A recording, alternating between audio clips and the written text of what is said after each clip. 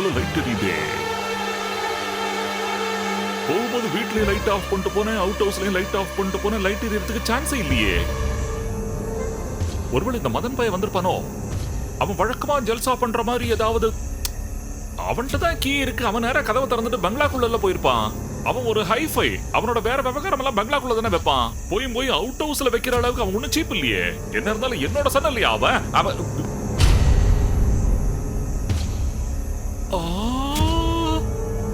நச்சுனா இருக்கேன். என்னோட ஆளுங்க வந்திருப்பானுங்களா?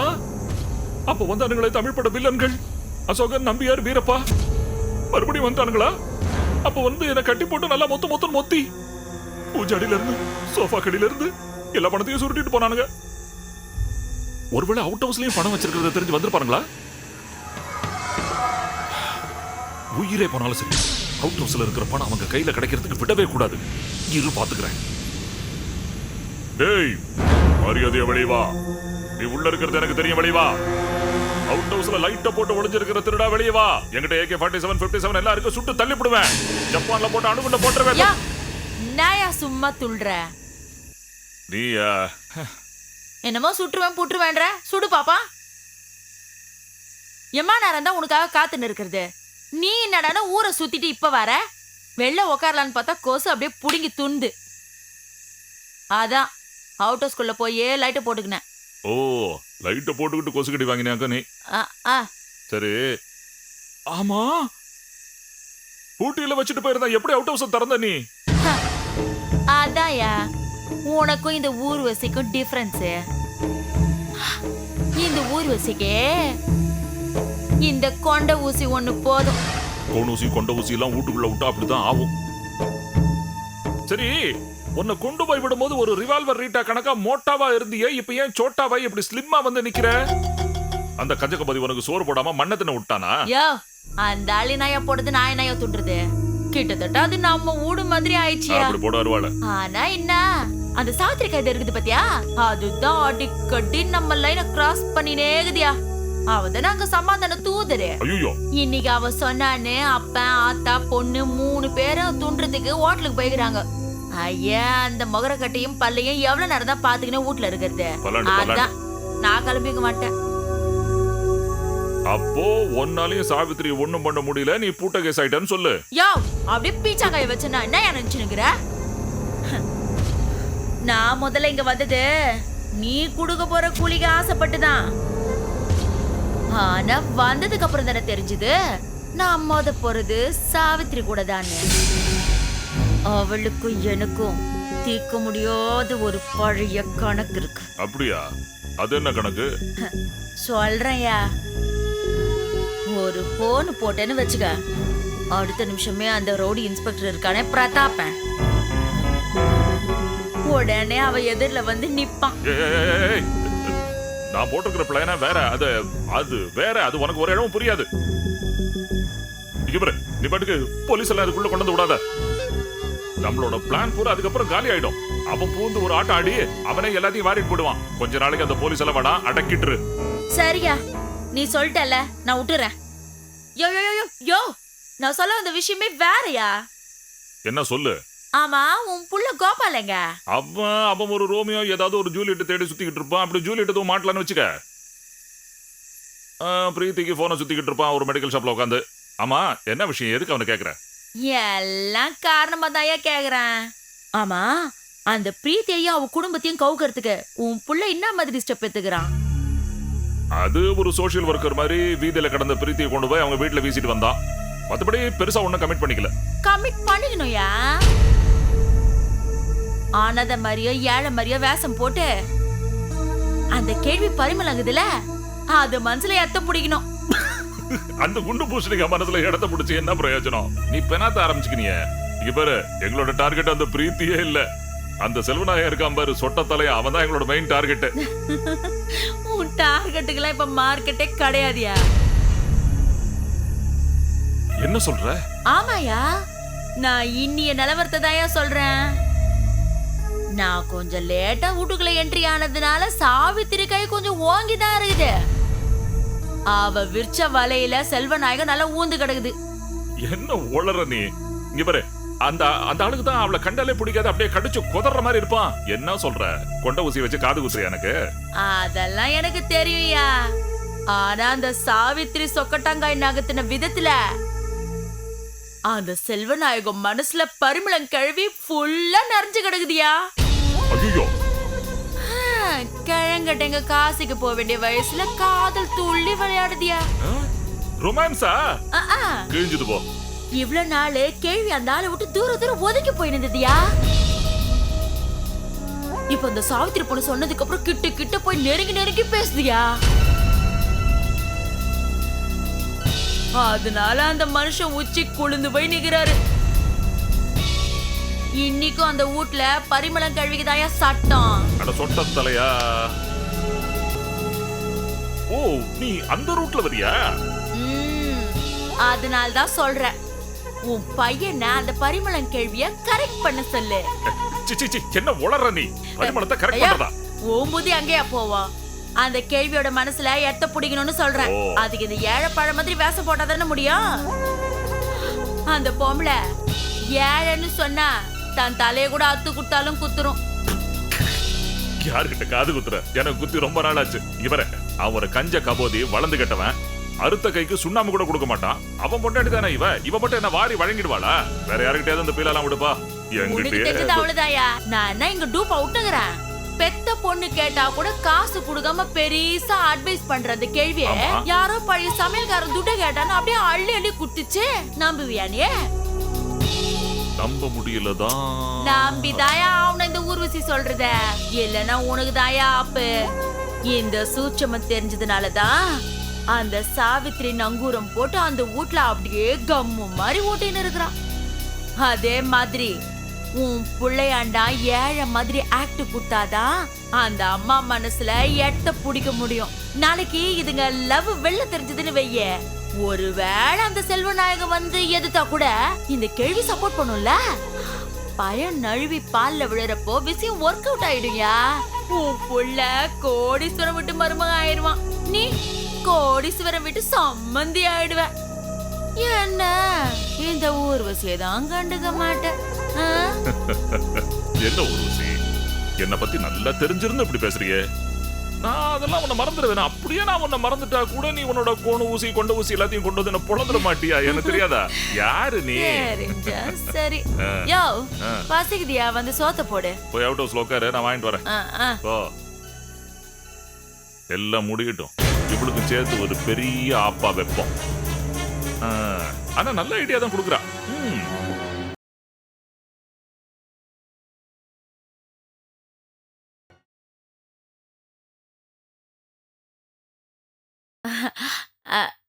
Good morning sir. Good morning. Sir sir sir வாங்க வாங்க, டிஃபன் எடுத்து வந்துக்கிறேன். என்னது நேத்து மாதிரி அதே ஓட்ஸா? ஐயா இல்ல சார், நீ வந்து பாரு நான் என்னலாம் செஞ்சு தந்துக்கிறேன்.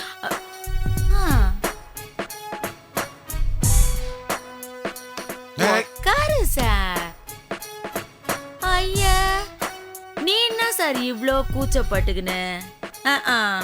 இத பாரு, நீ ஃபைல பாரு சார்.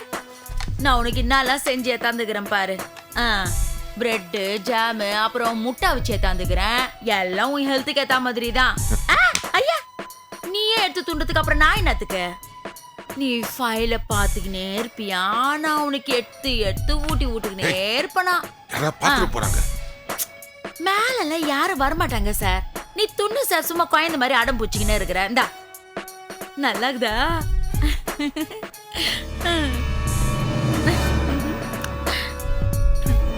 பூஜைப்படாம சாப்பிடு சார். இவ்வளவு ஜாம் தடவை வச்சிருக்க. காஃபிலே சக்கரை வேணாம்ப. You don't worry sir. Sugar free black cream jam, zero cholesterol. ஆமா, இந்த ஐட்டம்லாம் நம்ம ஊர்லயே கிடைக்குதா? நீ வேற சார், இதெல்லாம் எப்படி நம்ம ஊர்ல கிடைக்கும்? உனக்காக ஸ்பெஷலா நான் மெட்ராஸ்ல இருந்து வர வச்சேன். பரவாயில்லையே, நிஜமாவே என் ஹெல்த் மேல உனக்கு அவ்வளவு அக்கறையா? பின்ன இருக்காதா சார்? பாஸ் நல்லா இருந்தா தானே எங்களை மாதிரி சர்வெண்ட் எல்லாம் நல்லா இருக்க முடியும். நீ சாப்பிடு சார். ஃபைல பாத்துக்கிட்டேன். இந்தா நல்லாக்குதா? இன்ஃபேக்ட் இன்னைக்கு என் ஒய்ஃப்ட்ட சொல்லி ஏதாவது ஸ்வீட் பண்ணணும் சொல்லணும்னு இருந்தேன். ஸ்வீட்டா? உங்களுக்கா? ம் என்ன சார் நீ ஏற்கனவே உனக்கு சுகர் லெவல் ஏறி போய்க்குது, இதுல ஸ்வீட் வேற நாக்கு கேக்குதாக்கும். சந்தோஷமான விஷயம் நடக்கிறப்ப அது ஸ்வீட்டோட சாப்பிட்டா தானே விசேஷம். அப்படின்னா சார் சந்தோஷமான விஷயம் மேட்ரு என்னன்னு முதல்ல என் கையில சொல்லு. உனக்கு ஸ்வீட் தரணுமா வேணாமான்னு நான் முடிவு பண்றேன். ரயில்வே ஸ்டோர் சப்ளை கான்ட்ராக்ட் இருக்குல்ல, அதோட முதல் பேமெண்ட் 50 லட்சம் ரூபாய். அட்வான்ஸ் பில் பாஸ் ஆயிடுச்சு. நெசமாவா சொல்றேன்? சந்தோஷமான விஷயம் தான் சார். நீ ஸ்வீட் சாப்பிடுறதெல்லாம் இருக்கட்டும், அந்த பணத்தை என்ன பண்றதா உனக்கு ஐடியா? வேற என்ன, திரும்பவும் பிசினஸ்ல தான் ரீஇன்வெஸ்ட் பண்ணணும். ஏன் சார் இந்த தடவை அப்படிலாம் பண்ணாத சார். என்ன சொல்ற? பரம்பரையா பிசினஸ் நடத்துற உனக்கு நான் பாடம் நடத்த முடியாது. எனக்கும் கொஞ்சம் இந்த பிசினஸ்ல எல்லாம் அனுபவம் உண்டு சார். பிசினஸ்ல வர பணத்தை எதையாவது ஒரு பங்கையாவது ஏதாவது சேமிப்புல இன்வெஸ்ட் பண்ணிடு. அப்புறம் நான் என்னோட மெட்டீரியல் சப்ளைக்கு என்ன பண்ணுவேன்? மொத்த வேலையும் முடிஞ்சதுக்கு அப்புறம் தான் கடைசி பில்லு பாஸ் ஆகணும். அதுல தானே லாப நஷ்டம் பார்க்க முடியும். நீ சொல்ற மாதிரி முதலே லாபத்தை எடுத்துட்டேன்னா மற்ற பிசினஸ்ல இருந்து பணம் எடுக்க முடியும், இல்ல வெளியே கடன் வாங்க வேண்டியிருக்கும். வாங்க சார், அதுல என்ன கெட்டு போச்சுன்னு கேக்குறேன். என்ன சொல்ற? அதுவா சார், பிசினஸ பொறுத்த வரைக்கும் லாபத்தை எல்லாம் முதல்லயே செலவழிக்கிறத விட கடன் வாங்கி கமிட் பண்ணிக்கிறது எவ்வளவோ புத்திசாலித்தனம். அதனால அந்த 50 லட்சத்தை மொத்தமா பிரிச்சு ஏதாவது லேண்ட்ல லாங் டைமுக்கு இன்வெஸ்ட் பண்ணிடு.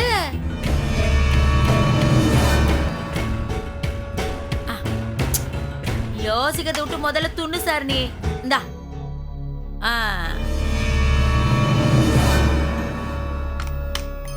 இந்த விஷயத்த கண்டிப்பா சக்கரை பண்ணிட்டு நான் டிஸ்கஸ் பண்றேன். ஏன்னா இந்த டெண்டர் அவரோட எனக்கு கிடைச்சது. அதுவும் நியாயம்தான் சார். இந்த மாதிரி விஷயத்துல 2-3 பேரை கலந்துன்னு முடிவெடுக்கிறது நல்ல விஷயம்தான். அவர் மட்டும் என் கூட இல்லைன்னா கான்ட்ராக்டே மிஸ் பண்ணிருப்பேன். Is genius. நான் சார், நீ பேசுறத பார்த்தா அவருக்கு ஏதாவது பெருசா பண்ணுவ போலகுது. கரெக்ட், சரியா ஞாபகப்படுத்தின. நீ சொன்ன மாதிரியே ஒரு அமௌண்ட், அதாவது 20 லட்சம் ரூபாய அவரோட தேக்கு பிசினஸ்ல போடலான்னு இருக்கு. என்ன, அவர் எனக்கு செஞ்ச உதவிக்கு நான் தேங்க்ஸ் சொன்ன மாதிரி இருக்கும். அது மட்டும் இல்ல, நானும் ஒரு புது பிசினஸ கத்துக்கிட்ட மாதிரியும் இருக்கும். எப்படி ஐடியா? சாரி சார், எனக்கு இந்த விஷயத்துல சுத்தமா இன்ட்ரெஸ்டே கிடையாது. என்ன சொல்ற நீ? சார், தேக்கு பிசினஸ்ல பணத்தை போடுறது எனக்கு என்னமோ சரியா தோணல. இன்னும் சொல்ல போனா இந்த பிசினஸ்ல எனக்கு உடன்பாடே இல்ல சார். இதை நான் உங்ககிட்ட இருந்து எதிர்பார்க்கல. எத்த சார்? சக்கரபாணிக்கு எதிரா நீ பேசுறது என்ன சார்? என் மனசுக்கு சரின்னு பட்டுதான் நான் பட்டுன்னு சொல்லிட்டேன். என்ன மாதிரி ஏழைப்பாளையங்களுக்கு வேணா இந்த மாதிரி 2-3 சென்ட் நிலம் வேணா பெருசா தெரியும். உனக்கு என்ன சார்? இல்ல, உன்னை என்கிட்ட வேலைக்கு சேர்த்தவரே சக்கரபாணி தான். அதான் யோசிச்சு பார்த்தேன். அதெல்லாம் பார்த்தா முடியுமா சார்? அவர் மேல நன்றி இல்லாம இல்ல, அது ஒரு பக்கங்குது. இருந்தாலும் விசுவாசத்தை எல்லாம் உன்கிட்ட தானே சார் காட்ட முடியும். நீ தானே சார் என் பாஸ். நீ அப்படி வரியா? இதையும் நான் உங்ககிட்ட இருந்து எதிர்பார்க்கல. இப்ப அடுத்ததும் நீங்க எதிர்பார்க்காத ஒன்னதான் இந்த ஊர்வசி சொல்ல போறா சார். அந்த 20 லட்சத்தை வேற விதமா ரியல் எஸ்டேட்ல இன்வெஸ்ட் பண்ணலாமே சார். அதையும் உன் பேர்ல வாங்காம பரிமளா அம்மா பேர்லயா இல்ல பிரீத்தி பாப்பா பேர்லயா வாங்கலாம்ல? நான் சார் யோசிக்கிற, அப்படி வாங்கினா டாக்ஸ் ப்ராப்ளத்துல இருந்து நீ தப்பிக்கலாம். பிரீத்தி மேரேஜுக்கு கிஃப்டா குத்த மாதிரியும் இருக்குல்ல. அட்வான்ஸ் போட்டு பெரிய லேண்டா வாங்கிக்கோ சார். அதுவும் உன் ஃப்ரெண்டு இருக்கிறாரு சாக்கரபாணி சார், அவர் மூலியமாவே வாங்கி போடு. 10 வருஷத்துக்கு நீ அதை பத்தி யோசிக்கவே வேணாம். என்ன சொல்ற? இந்த மாதிரி லாங் டைம் பிளான்ல இன்வெஸ்ட் பண்ணு. நீ சொன்ன மாதிரியே செஞ்சிடலாம். இன்னைக்கே புரோக்கர்ஸை வர வச்சு பேசிடுறேன். என்ன ஒரு வருத்தம், அவரோட தேக்கு பண்ணையில இன்வெஸ்ட் பண்றேன்னு அவருக்கு வாக்கு கொடுத்துருந்தேன். அந்த ஆளை ஏமாத்துற மாதிரி ஆயிடுமோன்னு எனக்கு தோணுது. அந்த வருத்தத்துக்கும் ஒரு மருந்து சொல்றேன் சார். இந்த ரியல் எஸ்டேட் பிசினஸ உன் ஃப்ரெண்டு சக்கரபாணி மூலமாவே குத்துருங்க. என்ன ஒரு விஷயம் சொல்ற? ஆமா சார், அவரு நிலம் வாங்கி தரது வித்து தரதுன்னு ரியல் எஸ்டேட் பிசினஸும் பண்ணி நிக்கிறாரு. என்ன கமிஷன் தான் கொஞ்சம் ஜாஸ்தியா வாங்குவாரு. ஆனா மேட்ரு கரெக்டா பக்காவா முடிச்சு கொடுப்பாரு. பரவாயில்லையே, நிஜமாவா சொல்ற? தடியா அதை பத்தி என்கிட்ட இது வரைக்கும் சொன்னதே கிடையாது. சரி, இப்பவே பேசுறேன். சரி சார், என்ன குடிக்கிற? காபி குடுக்கட்டுமா இல்ல சில்லுன்னு சூசு குடுக்கட்டுமா? காஃபியே கொடு. இரு சார்.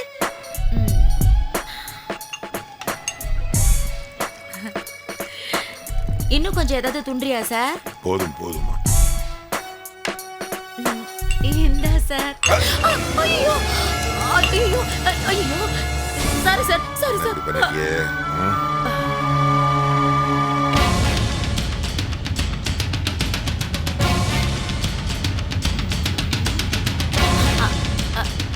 சார் ஐயோ, என்ன சார் இது?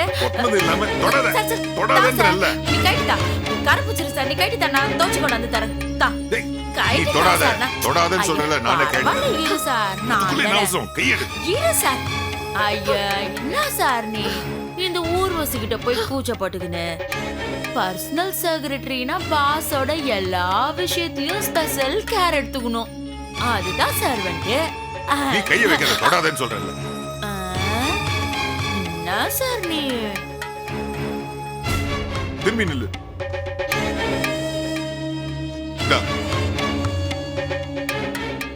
ஊர்வசி, ஒரு நிமிஷம். என்ன சார்? திரும்பாம கேளு. நான் இதை உங்ககிட்ட எதிர்பார்க்கல. எத்த சார்?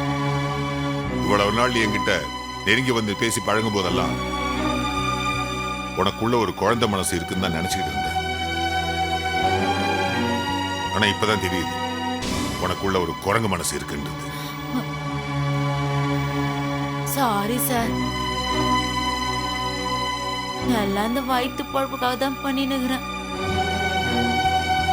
நிறைய பாசுங்க செக்ரட்டரி கிட்ட இருந்து இந்த மாதிரி விஷயம் எல்லாம் எதிர்பார்க்கறாங்களே. நான் அந்த மாதிரி பாஸ் இல்ல. எனக்கு இந்த மாதிரி எந்த எதிர்பார்ப்பும் கிடையாது. இப்ப நீ என்கிட்ட நடந்துகிட்டது அருவருப்பான விஷயம். ஏதோ உன்னை அனுப்புனது என் ஃப்ரெண்டு சக்கரபாணிங்கிறதுனால இந்த தடவை உன்னை நான் மன்னிக்கிறேன். ஆனா அடுத்த தடவை நான் மன்னிப்பேன், எனக்கே சந்தேகம் தான். நானும் உங்ககிட்ட இருந்து இந்த நல்ல குணத்தை எதிர்பார்க்கவே இல்லை சார்.